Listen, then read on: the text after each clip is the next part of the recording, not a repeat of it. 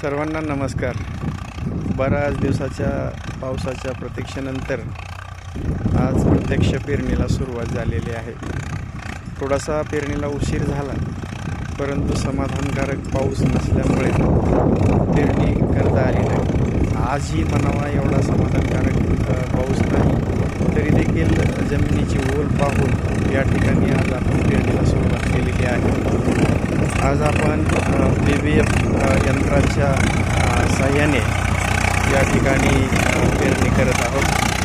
6 ओळी सोयाबीन व 2 ओळी तूर या प्रकारे आपण या ठिकाणी ही पेरणी करत आहोत. BBF यंत्राच्या साहाय्याने आपण पेरणी पाहत आहे. अतिशय सरळ आणि सुरेख पेरणी या ठिकाणी होत आहे. धन्यवाद.